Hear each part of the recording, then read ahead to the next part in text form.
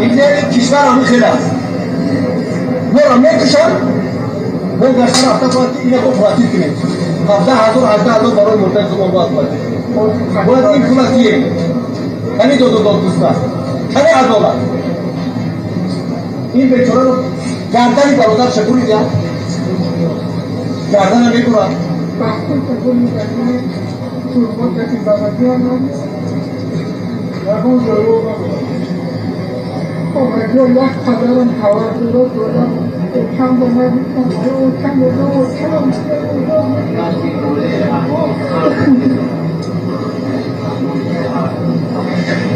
این احوال مهاجر است در تاجیکستان خیال میکنند که در اینجا مردم گول میگیرند با چی رنج و عذابای این پول رایی میکنند که تاجیکستان آباد و زیبا بماند ولی ببینید چیکار میکنند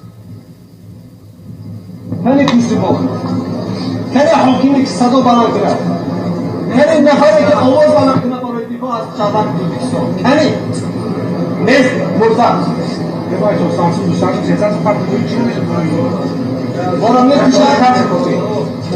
بارا میکشن ما باز وقتا باید که 18-20 هزار سلطانه مرده بچه کاری که بگیریم تاجیکستان را کنیم یعنی با پول خودمان مرده خودمان بارا میکشن ما جنازه جسد خودمان را باید بخریم برای کنیم احوال دیده چند فرد نداریم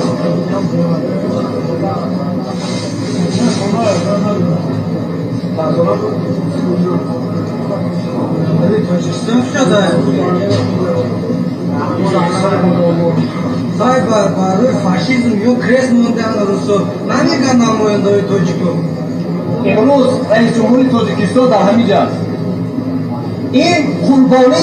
تک پای برای رئیس جمهوری تاجیکستان است این مولوی رحمان در تاجیکستان عید نمیکنن در همینجا عید میکنن میبیان برای چی؟ برای که فرزندای ملت تاجیک گردن برن اینا همین کارا میکنن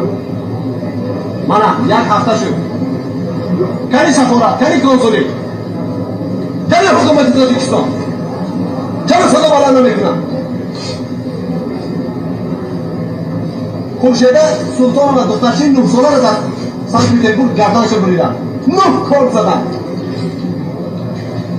کنی صلاح‌الدین عزیز کنی این همه جسدی که ما رو بکنیم تاجیکستان کنی صاحب دارن دلارای مهاجرای گرفتن در اوستای از پشت اینا صدا کردن آواز بلند کردن اینا را پشتیبانی کردن کنی ملت خواروزار شده است خواروزار شده است در تاجیکستان باشد صدا فقط وضعیت ریش حجاب ایزار زن مسلمان این احوال مهاجر تاجیک این گل میخورد در اینجا این گل میخورد این خون میخورد من برادران بسیار معذرت میخواهم چون که یک وضعیت بسیار حساس است یک وضعیت بسیار رکت‌آور است برای همینم دیگه من حرفی گفتن ندارم دیگه ملت تا این درجه خوار شده است که همه ما را سر میبرند این همش از بی پشتیبانی میشود این همش از بی حکومتی میشود این همش از بی صاحبی میشود صاحب نیست صاحب درک نیست سال 97 بود یک آذربایجانی را همینجا کشتن تمام آذربایجانی را جمع شدن مرده همون را کشتن در ترسکوی پولیسا گذراندن من شد بدون ترسکوی پولیسا این جایی که ماستو است و دیگر رو همه جا من شدن مردهشان را بردن در گرد مسکو گردوندن از همون روز تا امروز کنی یک تا آذربایجانی بکشن تاجیک‌ها را میکشن هر روز 4 تا 5 تا هر روز صدا بلند نیست خاموش نیست که روستا خفه نشوند خاموش نیست که پوتین خفه نشود امروز روزی غلبه است این برادر مهاجر ما را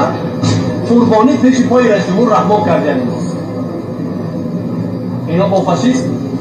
مبارزه بردن 5 سال 6 سال 7 سال با فاشیست مبارزه بردن 37 میلیون نفر مرد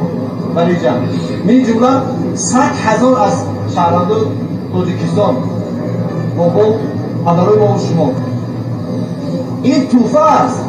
توفه میکنن روزی قرار آدم مادر این ملعونا این بدبختا این مرکوسا توفه میکنن که من گیر تاجیکا شما این آدم کرده برای غلبه فاشیسم همون دیگه برادر کمک کنیم آدم کنیم انشاءالله خب من از نام اتحاد جوانان ترکی از نام تشکیلاتی که امروز واقعا هم در برای این برادرها هستند در کمک هم در همه حالت از نام همه مهاجرانی که در اینجا هستند برای این برادر همدردی بیان می‌کنیم خداوند شهادت اون برادر قبول کند و اون شهید است و انا الیه راجعون کشته میشه سر میبرد شهید است چرا که ما شما امکان در وطن خودمان یافتن لقمه نان نداریم و حدیث است که اگر هر کی برای لقمه نان برای در پی روز موضوع کشته میشه تو شهادت میشه او شهید میشه اینو من همین از خداوند همانه اون رو دارم که شهادتی برادر ما را قبول کرده و خداوندش سمت جمیل خداوند در سر هیچ کس این روز را بیارد دوستای ما و شما برادرای ما و شما میبرم برای یافتن یک ریسک روزی برای تامین عائله شیخ ولی دیدم با چی روزی در اینجا روبرو میزنم افسوس صد افسوس